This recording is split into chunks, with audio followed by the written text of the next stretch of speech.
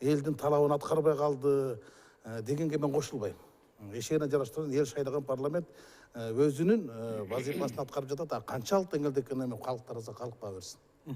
Адакан мырза, мына сиз бүгүнкү бийликтерди, анын ичинде парламентте бүгүнкү жогорку кеңешти катуу сындап келген саналуу саясатчылардын бирисиз. Буга чейин дагы ошол булар соодагерге айланды деген өңүттө дагы сын пикирлерди айтып келгенсиз. Буну эмнеге таянып айттыңыз эле? Азыр эле Рыскелди иним абдан туура баа берди. Ана ошол парламенттин ичинде түздөн түз аралашып иштеп жүргөн киши катарында баа берип атат. Айтып атпайбы, кетирип бер десе кетирип беребиз, шайлап бер десе шайлап беребиз деп. Биз көпчүлүгү билбей калабыз. 6 киши барып чечип коет деп атпайбы? Фракциянын жетекчилери дегенде. Алар жөн чечпейт да, соодалашуу деп коет. Соодалашуу. Сен бизге кайсы министрликти бересиң? Биз сага канча добуш беребиз? Бул соода эмне? Бул соода. Ошондуктан жанагы биржага айланып калды десем, бир иним чыга калган экен. Бизди биржа деп атат деп. Ал инимдин өзүнүн пикири эмес. Мен аяйм ал жигитти, ал бир байкушта. Берки куу кишилер жаздырып туруп, ушуну окуп бер деп өзлөр артында турат да. Анан окуй салды да, ал эми саясатка аралашпаган, баягы бирдеме сатып, ошонун аркасынан тиричилик кылып жүргөн жигит өзү да түшүнбөй калды эмне деп айтканын. Ошондуктан андай жигиттерди мен аяйм. Бирөөнүн колундагы куурчакта ушуну окуп бер деп берди да, жанында бир азамат, анан ошону окуп койду. Эми аларга жооп берүүнүн кажети жок, тек кана аябуу керек аларды, аябуу керек. Ошондуктан мен таң калганым мындай да. 15 күн башта бир өкмөттү алып келет дагы, ушул керемет, ушул укмуш, ушуну колдоп бергиле десе 115 колдоп берет. 2 жумадан кийин кокуй бул жарабай калыптыр, биз жаңылып калыптырбыз, муну кетириш керек экен десе, ага дагы 5 киши кошулуп кетирип берет. Принцип деген болот. Ошондуктан мына Рыскелди иним кээде безеленип айтып калгандарын угуп жүрөм. Биз өзүбүзгө жоопкерчиликти ала билишибиз керек деп. Бир киши чырылдаган менен калгандары унчукпай отуруп алса, кайда барыш керек? Эмне болуш керек? Жоопкерчиликти мойнуна тартыш керек. Болгондо да парламенттин эмне жумушу бар деп суроо коюп атпайсыңарбы? Парламенттин эң чоң ыйгарым укугу жана жумушу бул мыйзамдардын так аткарылышын көзөмөлгө алуу. Мындан өткөн бийлик жок. Мына бул мыйзам мындай жазылган, мунун аткарылышы момундай болуш керек эле. Өкмөттү чакырып алып, өкмөт деген титиреп, калтырап ошол жерден туруш керек. Мыйзамдын аткарылышын. Эгер мыйзамдын ошол көпчүлүк ошол мыйзамдын өзүн окубаса, алар кантип өкмөттөн сурайт, бул мыйзам аткарылбай атат деп. Ошондуктан жанагы сабакка даярданбай келген бала башын жашынып, ушу эжеке көрбөй калса экен деп бекинип отургандай болуп, көптөгөн депутаттар башын катып алып отурат. Мени көрбөй калсын деп. Ушундай булардын жумушу азыркы жагдай ушундай. Бирок баягы 1-2, 3, 4, 5 бүгүнкү чакырылышка чейин алып келсе, улам чакырылыштан ары карай начарлагандан начарлап өтүп баратат. Бүгүнкүсү мүмкүн кийинкиси мындан да бешбетер болуп келет. Ушундай бул мыйзам ченемдүү көрүнүш бу тилекке каршы коомдун жалпы деңгээли канчалык төмөн болсо, парламенттин деңгээли ошончолук төмөн түшөт. Бул парламент деген коомдун күзгүсү. Демек буга шайлоочулар дагы күнөөлүү, анын ичинде? Шайлоочулар мындай бир жоопкерчиликти өздөрүнө кошо алыш керек да. Мен ар бир шайлоодо айтып атпаймынбы? Бизде шайлоо эмес да. Бизде акча. Мына азыр 120 депутатты санасаң, ар бир 6 миллион сомдон турат. Кантип санадык? Ошол шайлоо учурунда парламентке өткөн партиялардын короткон акчаларын эсебин аласың да, ошону 120га бөлсөң 6 миллиондон турат. Ар бир депутат 6 миллион менен өтүп келди деген сөз. Бул $100,000. Эгерде коом талап кылып, бизге момундай бир дарыгерлер керек, бизге мугалимдер керек, бизге ушундай бир баягы аттуу баштуу деген аксакалдар керек, улуттун абийири болгон, айылдын абийири болгон аксакалдар десе, анда ошого жараша баягы интеллигенттер келмек. Бүгүн тилекке каршы андай кишилер арасында саналуу гана. Ошондуктан жанагы мыйзамды окуган саналуу гана кишилер болбосо, калгандары дээрлик катышпайт. Алардын иши жүрүп атат, айлыгы кетип баратат, сапарга чыгып атат, көкүрөктө төш белгиси бар, андан артык эмне керек? Алар ошон үчүн келген. Адил мырза, бүгүнкү парламентке ошо сиз сырттан карап турган жаш муундун өкүлү катары кандай баа бересиз? Эми сиз башында сурамчылоо жөнүндө айтып кеттиңиз, адилет күчүн айтып коюш керек. Ошол эле учурда башка дагы бийлик бутактарына элден баа берилсе, алар ал пайыздан ашпайт болчу деген ойдомун. Андан да төмөн болот. Андан да төмөн болушу мүмкүн болчу, өзгөчө сот системасына, анын аткаруу бийлигине.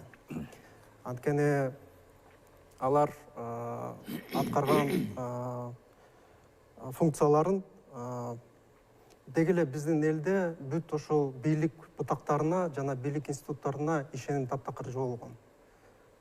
Буга эки революциянын болгон себеби жана ошол революциянын жыйынтыктары акталбагандыктан ошончолук элдин наразычылыгын абдан ого бетер күчөтүп жатат. Адакан байке менен кошулам, эгерде ошондой наразычылык күчө берсе, анда биз өзүбүздүн кыргыз мамлекеттүүлүгүбүздү жоготуп калышыбыз ажеп эмес. Ошондуктан бул абдан коркунучтуу нерсе. Сиз анан кийин жанакы курултай боюнча да айтып кеттиңиз. Курултай эмнеден пайда болуп жатат? Анткени чынында азыркы парламент өзүнүн жазылган функцияларын аткарган жок. Мынакей 6 жылда карап көрсөңөр, канча эң негизги функциясы бул өкмөттү көзөмөлдөө жана алардын ишине карата баа берүү.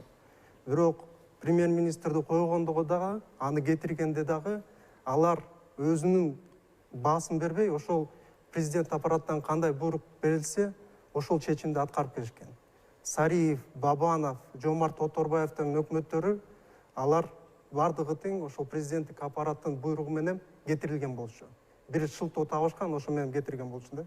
Ошондуктан бул жерде эгерде биз бул системаны өзгөртпөсөк, анда абдан коркунучтуу болобуз. Азыр бир топ сөздөр айтылды ошо бүгүнкү парламентке. Анын ичинде мына азыр коомчулукта эң актуалдуу талкуулардын бири болуп аткан бул кечээки экс-президенттин сөзүндө да айтылды да, принцип маселеси. Ошол эле учурда жакын дос болуп жүрүп, ошол эле парламентте колдоп буга чейин бардык аткарып жатып кайра тескери басып кеткендери боюнча ушул дооматтар менен макулсузбу? Биринчи мен эки Алахан Кимсанбаевич менен Адилдин айткандарына бир аз өзүмдүн жообумду айтып кетейинчи. Жогорку кеңешке караганда, мыйзам чыгаруу жыйынына караганда сот бийлиги, аткаруу бийлиги биздикинен да төмөн. Элдин ишеними деп атасыңар, ага рахмат. Демек биздин парламент аларга караганда жогору экен. Бирок Алахан Кимсанбаевич, сиз айттыңыз да, азыр эми ушунчалык баш көтөрбөгөн, жанагы партага башын бекинип калган парламентке айланып калды дегенге, анан улам эле ар бир чакырылыш алсыз болуп баратат депчи. Мен ага кошула албайм. Мына сиз азыр парламентти сындап атасыз. Сиз спикер болуп турган кезде, жогорку кеңеште депутат болуп турган кезде мен дагы оппозициялык гезиттин башкарып атырмын да. Эл сөзү, ачык саясат, алиби деген гезиттерди 2007-тен баштап мен жетектеп тургам. Ошондо аябай эле сынга алчумун. Мен ошол кездеги парламентти, азыркы парламенттин ичинде 10 депутат, бул сиздин убактагы депутаттардан, ак жолдон келген 10 отурат азыр. 5-өө СДПКда отурат, бирөө Исхак Масалиев отурат. 16 депутат ошол 4-нчи чакырылыштагы парламенттин депутаттары. Анан ошол кезде сиз айтып атпайсызбы, азыркы парламентте интеллигенттер жок, врачтар жок, тигилер жок, булар жок. Ошон үчүн алсыз, жансыз мындай аракетти ноль дегендечи. Эми мен ал кездеги парламент менен салыштырмалуу азыркы парламент агарына жогорураак деген ойдомун. Ар кимдин өзүнүн пикири болот. Сиздин өзүңүздүн пикириңиз, менин пикирим, бирок сиз жетектеген парламент азыркы парламенттен алсыз болчу. Азыркы парламент мындай өлкөнүн келечегине мындай бир жакшылык кылбаса дагы жамандык кылган эмес да. Кыркыра маселеси болобу, же ошол кезде болгон жанагы стратегиялык объектилер болгон Кыргыз Телеком, Север Электро, ошогон өлкөнүн стратегиялык объектилерин сатканда башката отурган эмес да. Саясатчылардын бардыгын заказдык менен өлтүрүп атканда, Садыкуловго окшогон саясатчыларды мындай комиссия түзгөнгө да жараган эмес да. Анан ошол кезде деле парламенттен ошол ак жолдун ичинде академик бар болчу, чемпиондор бар болчу, эл артисттери бар болчу. Мындай чыкканда баардык тармактын өкүлдөрү бар болчу да. Мен башкасын коюп, өзүбүздүн СДПК фракциясын айтайын. СДПК фракциясында мен ойлойм, биздин фракцияда бардық тармақтан тартылған талапкерлер келген. Мәселен, азыр эле сен айтып кетпедиңби жанагы сурамжылоону? Ошол сурамжылоону карап көргүлө. Ошол сурамжылоодо азыркы депутаттардын 120 депутаттын ичинен 5-өө гана баягы десе, ошонун 4-өө СДПКдан туурабы? Бирөө гана Алмамбет эле Атамекенден болбосо, ошонун 3-өө бул журналисттер. Жанар, Айдар, Аида Касымали сыяктуучу мындай эл өкүлү деген атка татыган, же болбосо элдин жүгүн аркалап жатат, чыныгы депутаттык милдетин аткарып жатат деген. Анан башка партиялардын эми ал адамдар өздөрү жооп берсин. Анан Адыхан Ким Самбайчка жооп берген адам ал өзүнүн сөзүн айттı, же башка бирөөнүн сөзүн айттı.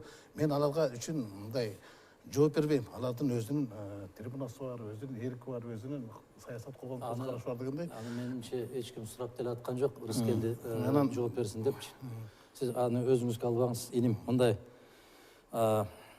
баягы адилеттүүлүк үчүн да сөз келиштирип эле куюлуштуруп айта берсе, ал сөздүн мааниси керек, түйүндөчү. Куюлуштуруп айткан болсо кыргызга эч ким жетпейт. Бирок мааниси жок, тузу жок сөз. Ошол парламентте ушундайлар отурган, тигилер отурган, фамилиясы менен айтканды үйрөнүш керек. Момундай болуп, каймана түрдө айтып, биринин бетин бирин жаап отуруп, ошол күнгө жеттик. Бул бир. Экинчиден, ошол көз карама болуп, көз каранды болгон үчүн Мадумаров ошол жерден кетти. Кудайга шүгүр 5 ай иштеген экенмин. 8 жылдан бери отурасыңар. Мадумаров 5 ай иштептир. 8 жылдан бери? Бетиңерге ушунчалык 8 жылдан бери кайякта отурат экенсиз? 10 жылдан бери СДПК башкарып атасыңар. 10 жылдан бери. Мадумаров 5 ай олтуруптур. Ошону бетиңерге жаап алгыла. Жетпей калса башка жериңерге жаап алгыла. Бул бир.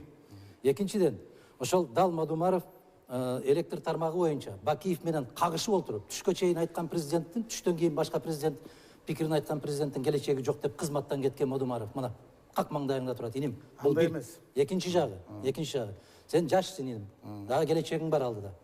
Мына эч бир жерде иштеген эмессиңер да. Караса, тап этип эле 10 жылдан кийин министр. Министрге чейин кайда жүрдүңөр? Эмне кылып жүрдүңөр? Тажрыйба жок да. Эч кандай мамлекеттик түзүлүш жөнүндө тажрыйбаңар жок. Сизде бар беле? Аллага 1000 мерте шүгүр. Мен момдайымдан баштап өсүп келатам. Каякта? Момда баштап өсүп Иштеген келатам. эмес, сиздер Министрликтен баштап өсүп келатам мен. Министрдин жардамчысы кезинен баштап өсүп келатам мен. Ал жардамчысы. Силерге окшоп төп этип түшкөндө эле Кудай берди деп министрдин креслосуна отуруп калган жерим жок. Бир күн мамлекеттик кызматта иштебей туруп кызматка коесуңар. Түшүнүгү да жок кээ бир кызматкерлериңердин. Экинчиден, Мадумаров силер какшап, силер зардап жүргөн заманды 14 жыл Аскар Акаевич менен, андан кийин 3 жыл Бакиев менен, андан кийин Отунбаева менен, андан кийин 6 жыл Атамбаев менен түздөн түз күрөшүп келаткан азаматмын мен. Деп ойлойсуз. Эми иним. Биз азыр кыскача жарыя бар экен. Биз жарыя көрүп алсак азыр. Жекеге өткөнгөнчө бизде жарыя бар экен, ошону өтөлүп.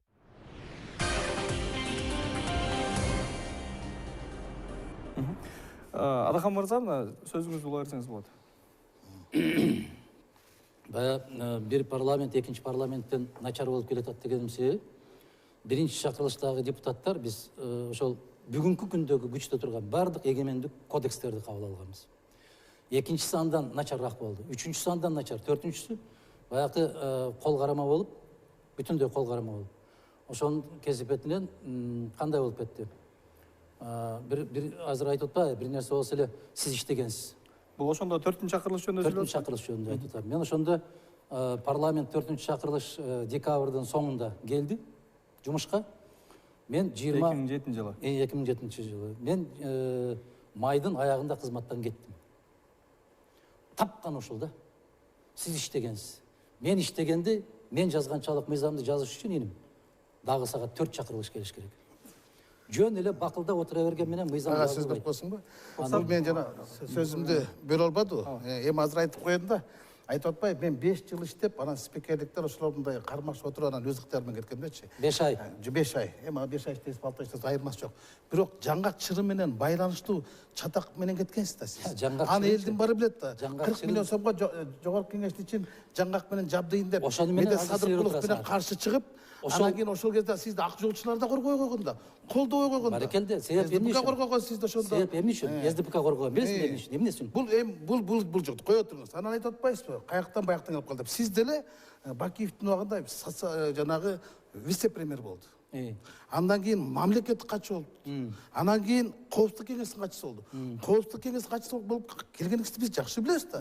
Кандайча келгениңизди ошол эле кезде жана Борбордук шайлоо комиссиясынын төрайымы болуп турган Клара Кабилова мен күнү бүгүнкүдөй эсимде да. Ал сизге барып айтат, жанагы Максимден мени сөктү деп. Анан сиз аны Үсен Сыдыковдун кабинетине эшитип барасыз. Исмаил Исаковду алып келесиз. Исмаил Исаков айтып коюп, Бакиевке жаман көрүп, аны кетирди эле, шарт ордуна барып алдыңыз. Кече сенин партияңдын төрагасы айтты да, калп айткан өзүнүн бир тууганын этин жеген менен. Этин жебечи айдым. Мен калп айтып аткан жок, мен чын айтып атам. Жок, эми айтыңызчы мени. Аргументиңиз барбы айтыңыз. Мындай айтам да. Мына жаңгак чырынан башка чыр менен кеттиңиз. Кулак Жок, негизи жекеге өтпөй көз менен көргөндү. Жок, бул айтып атпайбы? Жекеге өтпөй Асмандан эле түшүп калган деп. Жабыл каяктан түшкөн? Көз менен мамлекеттик кызматтыш деди эле. Көз менен көргөндү, Бакиев кулак каккан жеңиптир дейт да. Эми маданиятын билем мен. Маданият министрине барып алып, Калый Молдобасановдун жок, жекеге өтпөсөк. эскерүү кечесинде көрүп коелу десе, бул киши айтыптыр да жанагы аксакалдарга. Калый Молдобасановдун өзү келсин, мен сүйлөшөм анын. А кишини өтүп кеткен канча жыл. Таап бериңиз ошол кишини айткан кишини. Калый Молдобасанов мен жекеге өтсөңүздөр. далдеп бербесеңиз, эртең мен Сен да далдеп бересиз. Биз парламент жөнүндө сөз кылып жатабыз. Чындыгында 7 апрелден эң башкы максаты ошол парламентаризмди куруу болгон да. Андан кийин кайра президент кече экс-президент Атамбаев чыгып алып, президент парламенттик системаны аягына чейин жеткириш керек деп айтып жатат да. А чында буга чейин эмне үчүн ошол иш аягына чейин чыккан жок? Ошол эле Бакиевдин убакыты жана Акаевдин убакыты сындап жатат, бирок ал убакта парламенттик система болгон эмес. Жана биздин коомдо парламенттин ролу ошончолук негизде биз караган эмес болчубуз. Азыр болсо мурунку өтүп кеткен бийлик. Биз парламенттик системаны курдук деп айтып келген болчу. Баракелди. Бирок чындыгында парламенттик системада президент ошол парламенттин астынан отчет берет. Жана ошол курамынан шайланат. Экинчиси бүт күч структуралардагы парламенттин астында жоопкерчилиги бар болуш керек болчу. Андай болгон эмес да. Бүт тышкы иштер саясаты дагы толук бойдон ошол парламенттин курамында болуш керек. Андай болгон эмес. Бүт баары аткаруу бийлигине берип коюшкан. Ошондуктан наразычылык азыркы парламентке дагы күчөп жатат да. Анан кийин ошончолук 120 депутаттын эмне кереги бар бизге? Мурунку жылдын жыйынтыгы боюнча 647 миллион сом коротулуптур. Ар бир депутатка санаганда 5,5 миллион сомдон чыгат экен Рыскелди байке.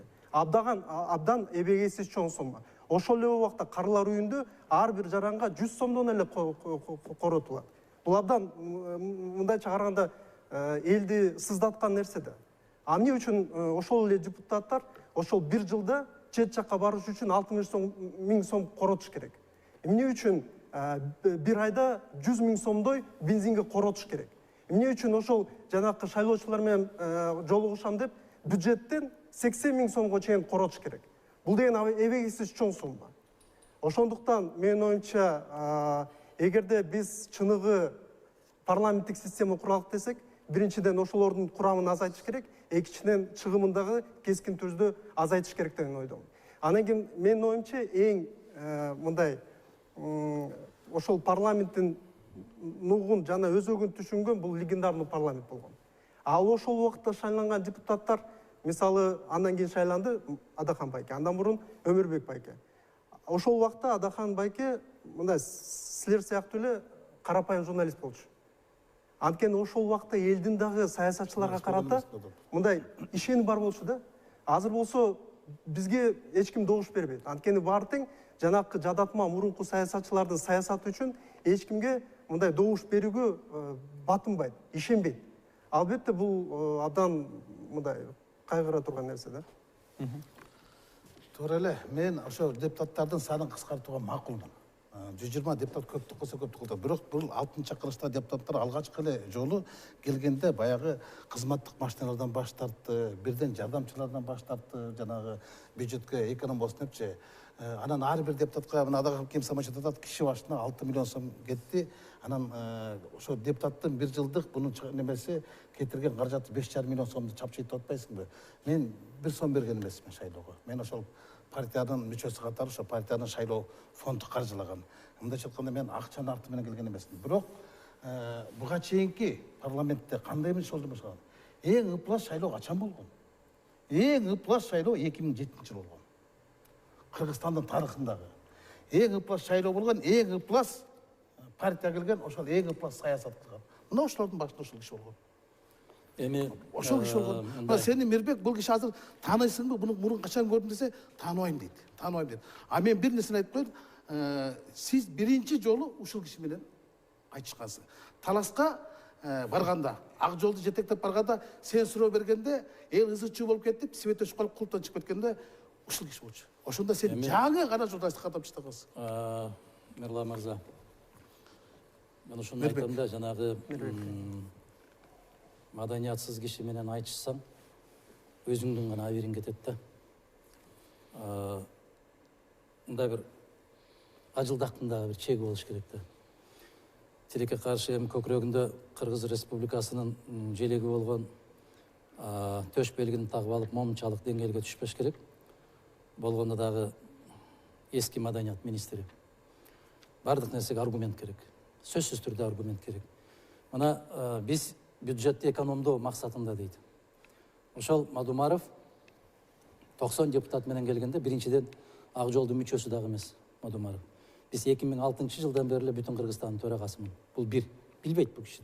Окуш керек да аны билиш үчүн. Экинчиден Бүтүн Кыргызстан деген 2007-жылы шайлоого катышкан эмес. Экинчиден Андай фракция жок. Экинчиден биз 90 депутат бүгүнкү булар коротуп аткан акчаны Адил мырза иликтеп чыкса болот, 6 эсе аз кетирет эле жогорку кеңеш. 6 эсе аз кетирет эле. Баарын эсебин чыгарып көрсүн. Бюджетти текшерип көрсүн. Мына ошол 2007-жылы 90 депутат канча бюджет карайт эле? Булар 120сы азыр Адил мырза айткандай канча миллиардка жакындап калды. Бул бир. Экинчиден, коррупциянын уюган уюгу жогорку кеңеш. Мен эмне үчүн соодагерлер деп атам мен? Булар сырттан карашат, коррупционерлерди издейт. Мына 3 депутат, 4 депутат биригип отуруп, сырттан келген унга бажы төлөмүн алып салышты. Натыйжада Кыргыз казынасы 860 миллион жабыр тартты. 640. 840, мына 840 миллион жабыр тартты. Өзүнүн арасында турган депутаттарды камаш керек, биринчи кезекте булар. Булар эбегейсиз каттуу зыян келтиришти. Коррупция деген бул мыйзам жазып атканда башталат. Адилет мырза билет. Коррупция ошол мыйзам ыңгайлаштырылып жазылат. Ошо арасында отурган 3-4 депутаттын кызыкчылыгы үчүн сода да бул, сода менен эмне?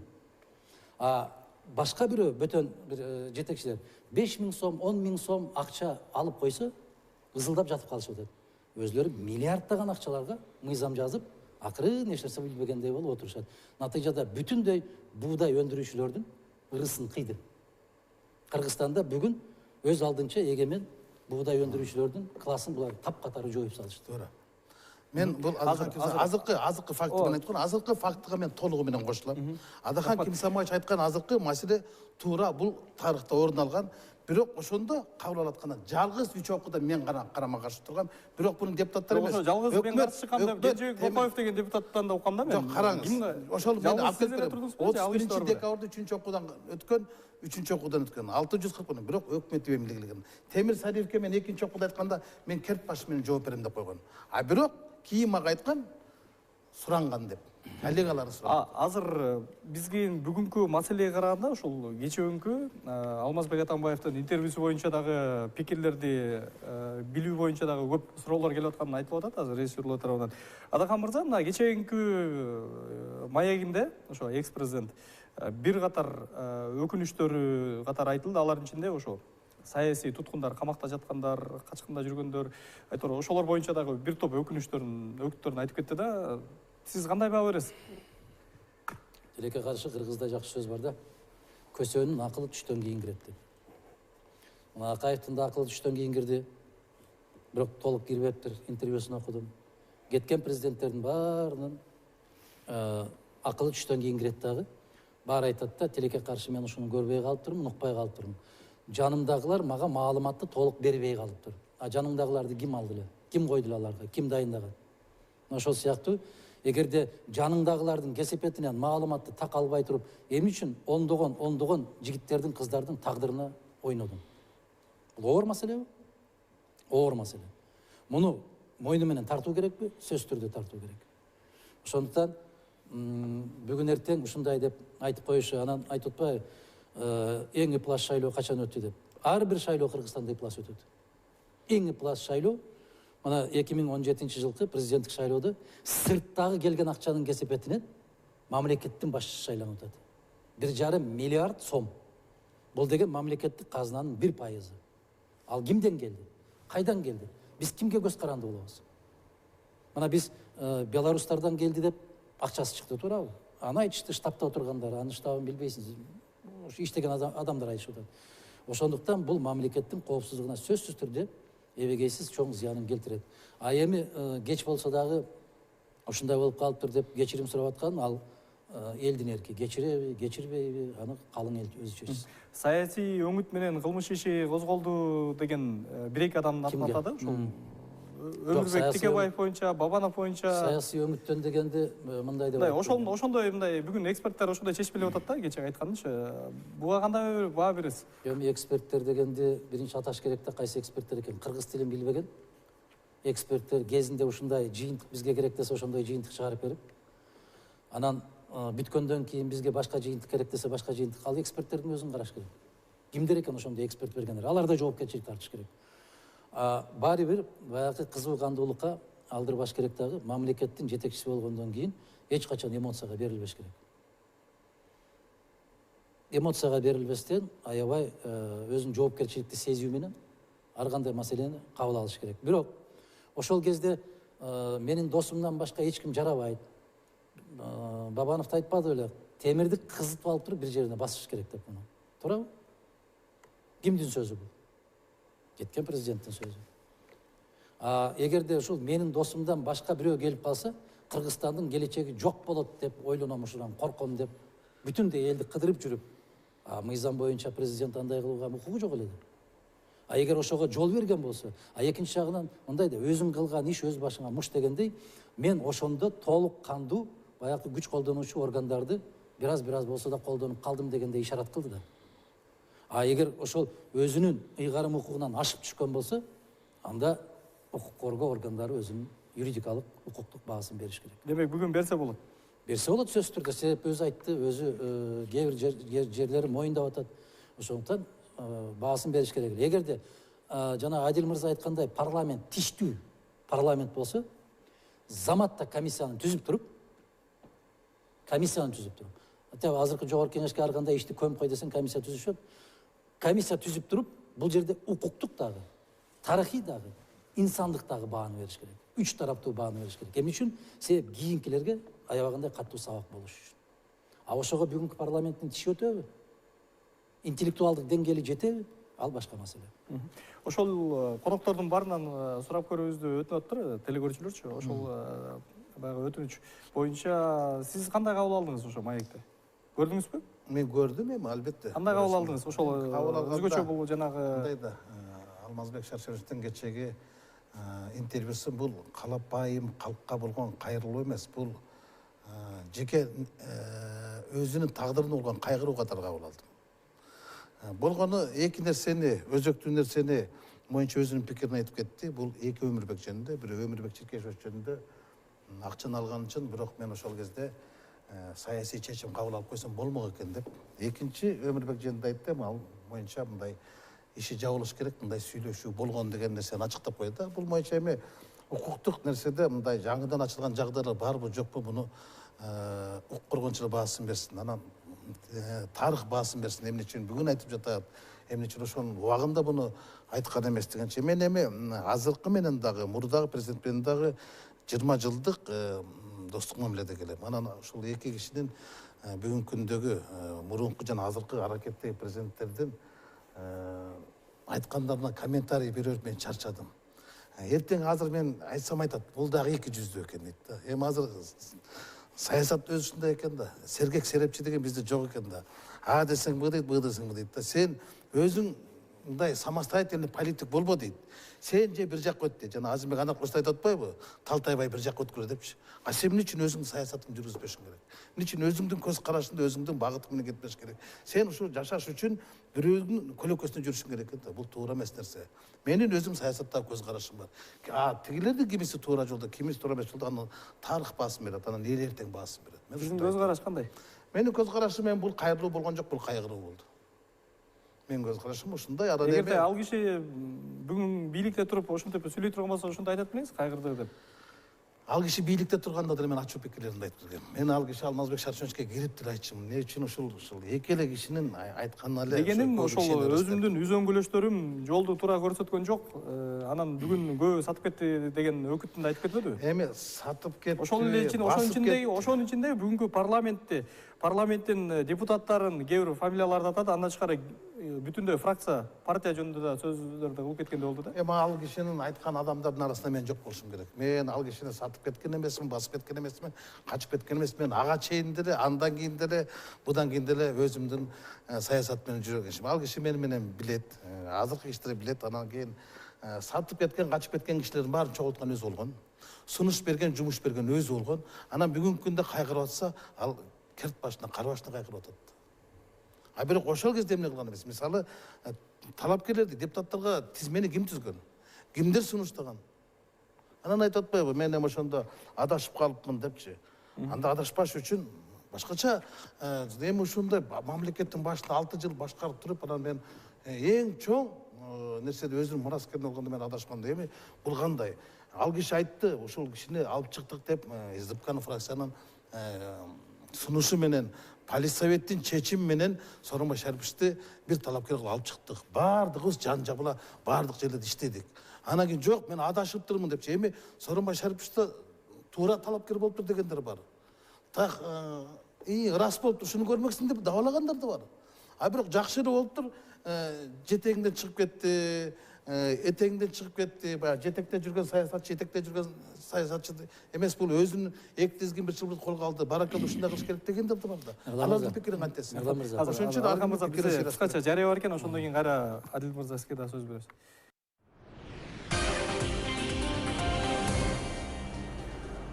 Урматтуу телекөрүүчүлөр, НТС каналынын түз эфиринде Ар тарап программасы болуп жатат. Адил мырза, мына ошол эле суроо, кечээки экс-президенттин маегин көрсөңүз керек. Анын ошо айткандарынан сиз эмнелерди байкадыңыз? Мен эки негизги нерсени уктум, эки белги берилди деген ойдомун. Биринчиден, Атамбаев өз саясий күрөшүн токтотпойт. Бул биринчи. Экинчиси, эски каршылыштары Бабанов, Мадумаровго кол сунганын байкадым да. Бул дагы ал саясий күрөштү уланткан себеби.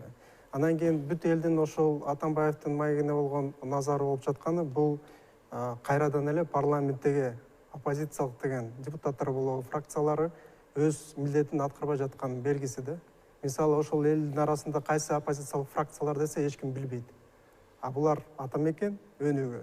Атамекен мындай эле болуп, бирок Өнүгүү фракциясынын лидери кечээ Атамбаевди сиз бизге чоң сабак бердиңиз, азыр болсо кайра каралап жатат да. Бул деген чындыгында жөн гана ошол килтеген оппозиция фракциясынын жетекчиси күн карамалык эмес, бул ошол өзүнүн фракциясын кандай болбош экенин көрсөтүп жаткан белгиси да.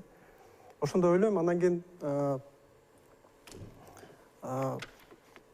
азырынча ошол. Атаган мырза, сөзүңүздү улансаңыз болот. Ал кишини толугу менен түшүнөм. Бирок кайгыруу болду деп атпайбы? Жеке инсан кайгырса башка. Мамлекеттин жетекчисинин кайгырганы бул башка. Себеп мамлекеттин жетекчиси болуп кайгырганы бул өлкөнүн тагдырына сөзсүз түрдө таасирин тийгизген. Жеке инсан кайгыра берет отурбаган. Кайгырбаган ким бар? Баары кайгырат.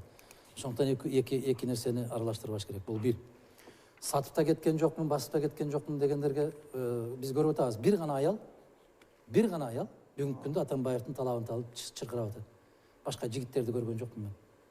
Биз ушундай, толук ушундай барганбыз, биз ишенип барганбыз.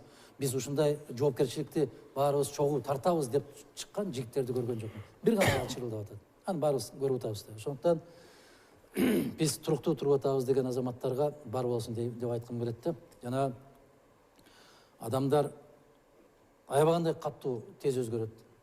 Аябагандай катуу тез. Тилекке каршы ар бир келген президент ойлойт да, мен көпкө чейин турам, могул тургандардын баары мотурайып, менин балдарымдай кылып кызмат кылып берет. Жок. Жок айланайын. Бутуң үзөңгүдөн тайды дегенче, жаныңда ким калганын. Бүгүн Атамбаевдин жагдайы ошондой, тагдыры да ошондой. Мен жаңылыптырмын дегени менен бул жаңылыштык бүтүндөй мамлекетке доо кетирди. Бул жаңылыштык бүтүндөй мамлекеттин, элдин шайлоого болгон ишенимине доо кетирди. Жана айтпады беле, бир тыйын кошпой келдим деп атпайбы? Балашка билбейт го буларга ошо партия үчүн канча акча кеткен деп айтпады беле? Булар билбейт да. Кейлери баягы чоң жетекчилерибиз бар деп атпайбы? Жетекчилери узнос төгүп келишкен. Мен жанагы 2008-жылы төрага болуп туруп айтканмын. Ак жолдун депутаттарына. Мен силерден айырмаланып, узнос төкпөй келгенмин деп. Ошондуктан ар бир нерсени өзүнүн убагында айтыш керек.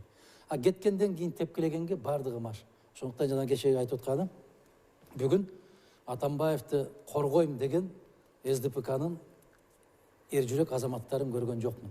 Себеп коргош бүгүнкү күндө аларга коркунучтуураак. Ошондуктан жана партияны бөлөбүз, фракцияны бөлөбүз деп чыгып. Адахан мырза, мына ошол маекти улай эле суроодо ошол Адахан Мадумаров анан Өмүрбек Бабанов жөнүндө мындай эки гана саясатчы жөнүндө мындай жылуу пикир айтылгандай болду да, менин байкашымча. Биздин Кыргызстанда өнөкөткө айланды да, кимди жек көрүп калса бийлик, Мадумаровду ошого кошо коет. 10 жыл кыйкырып келишти Бакиев ичинде. Эми актуалдуулугу кеттиби? Эми бүгүнкү күндө ким болуп калды? Атамбаев. Эми буга жармаштырыш керек болду. Мен Атамбаев менен өзү менен турмак, телефон менен да сүйлөшө элекмин. Мына күн сайын кирип жүргөн азаматтар бар го, билишет. Ошондуктан жанагы кошулуп кетиптир, тигиндей болуп кеттир, мындай болуп кеттир. Алар өздөрүнүн бийиктигинен карашат да. Себеп өздөрү ошондой. Эмнеге эки саясатчынын атын атады? Эки саясатчынын алдындагы жоопкерчилиги көбүрөөк. Биздин добуштар аябагандай каттуу уурдалган. Биринчиден, экинчиден адилетсиз күрөш жүргүзгөн. Өтө жаман каттуу адилетсиз күрөш жүргүзгөн. Бабанов барабы, Мадумаров барабы, ким барбасын, эгер Сооронбайдан башка киши жыйын өткөрүп аткан болсо, ошондо тийиштүү жетекчилерге буйрукту берип, каттуу жазага алып турган. Биз барган жерге эл топтолбош керек эле. Милицияларга ушундай команда берилген, жыйын өткөрө турган жерлерге чейин машиналардын баарын тизип койгон учурлары. Ошондуктан кечээки кайгыруусу мен түшүнөм. Ушу кезинде аябагандай каттуу адилетсиздик жасады деген сыяктуу. Анан мени тигиге кошуп буга кошкондо, жанагы айтып аткандай мен өзүм туруктуу позициям бар. Ар бир азамат мага сын тагыш үчүн 25 жыл каккан казыктай турган жеринен кыймылдабаган саясатчы болуп ал, андан кийин келип мени менен сүйлөш. Ошол эле улай менде суроо жаралып атат. Ошол Өмүрбек Бабановго козголгон кылмыш иши токтошу керек. Анан ал баягы убактылуу сүйлөшкөнбүз, анан чыгып кетти эле деди. Бүгүн ошо эфирдин алдында окуп калдым. Руслан Казакбаев дагы айтыптыр, сүйлөшүү болгон чын эле. Макулдашуу болгон, чыгып кетти эле. Кайра келиш керек эле дегендейчи. Эки жактан караш керек. Эки жактан караш керек. Эки жактан. Ошол мезгилде саясий иш козголгон болсо, саясий иш козгогондорду бүгүн жоопко тартыш керек. Сөзсүз түрдө. Себеп кийинкиде саясий буйрукту аткарбаш керек. Алар жоопко тартылыш керек. Экинчиден, эгер сүйлөшүү жолу менен чыгып кеткен болсо, бул күрөштү токтоткондо го. Маселен, ошол өткөндөгү президенттик шайлоодон кийинки талапкерлердин ичинен жападан жалгыз Мадумаров бир да кадам чыкпай күрөштү улантып келатат. Эми ар ким өзүнө жараша, өзүнүн ыкмасына жараша күрөш жүргүзөт экен. Ошондуктан эгерде Өмүрбек мырза келе турган болсо, келет деп эле айтып атпайбы? Келе турган болсо, ушул ишти аягына чейин чыгарышы керек. Ким козгогон саясий буйрукту, кылмышты? Кантип козгогон? Ким буйрук берген? Ушунун куйругуну кыркмайынча биздин турмушта бул нерсе улана берет. Ак же кара деп чыгып коюш керек. Өскелди мырза, ошол эле маекти улай, эмнеге эки саясатчынын атын мындай саясат жөнүндө жылуу пикир айтты сиздин пикирде? Эми алар жөнөкөй адамдар эмес да. Алар деле ошол Өмүрбек Бабанов болобу, Өмүрбек Текебаев Кыргыздын саясатындагы мындай менсиген төбөскөрүн кылган эки мындай же болбосо адамдар. Саясаттын эң мындай ошол Өмүрбек Бабанов негизги атаандаш болгон. Ошол кезде анын өздөрү айтып атпайбы? Сооронбай Шариповичтің мынчалап, Аяз Орбочомеровдун мынчалап бастап, а бирок өзү чыкпады, өзү үгүт машина жүрбөдү, өзү аймактардын баарын кыдырып чыкпады. Эми анын азыр өкүнүп жатканы канчалык деңгээлде анын кажети бар эле. Азыр айткандан эмне майнап чыгат? Бул жанагы айтып кетти, мен баягы саясатка кайта кайрылып келдим. Мен өзүмдү баягы күнөөмдү эми сездим. Мен адашыптырмын. Мен эми мындан кийин жол бербейм. Эми бул Бакиевдин жолуна түшүп кетти дегенде айып турады кылып атпайбы? А бирок Сооронбай Шарипович айтып атпайбы? Бул ошо тиги көк жарда жатып алып туруп, мени башкаргысы келген, мен ошого макул болгон жокмун. Мен деген эмне үчүн эл шайлагандан кийин мен өзүм эл алдында мен жооп берем. Ал жооп бербейт. 6 жыл менин кол алдымда турат. Ошого жоопкерчилик мен болом. Мен өзүмдү саясаттын жүргүзгөнгө ал киши баягы саясий катачылыктарын атап өттү да. Бул эми алардан баягы кечирим сурайт элем дегендей болчу. Сиз кандай көрөсүз? Кыргызстан баа берилиш керекпи бул? Эң актуалдуу бул эмне болгон депчи. Бул ачыктады. Да, Өмүрбек болгону болуптур. Эми ошол мен айтпадымбы? Мен айтпадымбы? Сөзсүз комиссия түзүлүш керек. Бул парламенттик эле эмес. Парламенттик эле эмес. Парламентке эч нерсе тапшырып болбойт. Коомдук, улуттук макамдагы комиссия түзүлүш керек. Бул жасалган иштер. Жөнөкөй маселе эмес. Бул өтө оор маселе. Ошондуктан улуттук макамдагы комиссия түзүлүшү керек. Ошолор чын төгүнүн чыгарып бериши керек. Кандай болду, эмне болду? Андай жыйынтык чыгармайынча биздин элдин бүгүнкү күндөгү бийликке болгон ишеними бир тамчы да көбөйбөйт. Азайса азаят, көбөйбөйт. Адил мырза. Эми Атамбаев азыр бийликке каршы ордосун түзүп жатат да.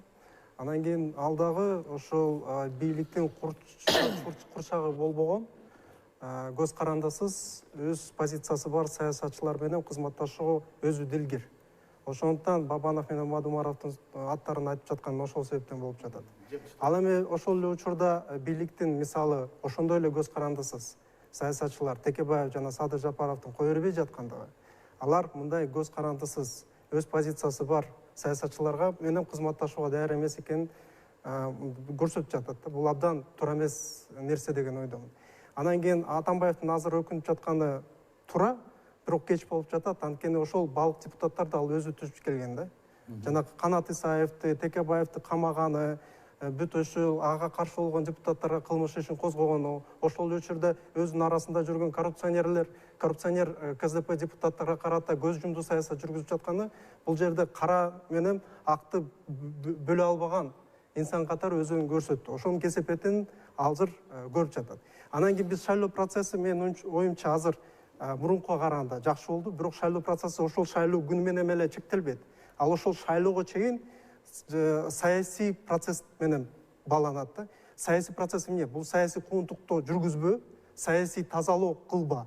Ал Атамбаев болсо ошондой процессти жүргүзгөн, саясий тазалоо болгон жана өзүнүн бүт каршылаштарын, бүт бийлик институттарын аларга каршы колдонгон да. Бул абдан туура эмес нерсе болгон. Жана ошол эле учурда бүтүн Кыргызстандын 2011 жылы жана 2016 жылы ошол шайлоо марага жетпей калгандыгы, бул ошол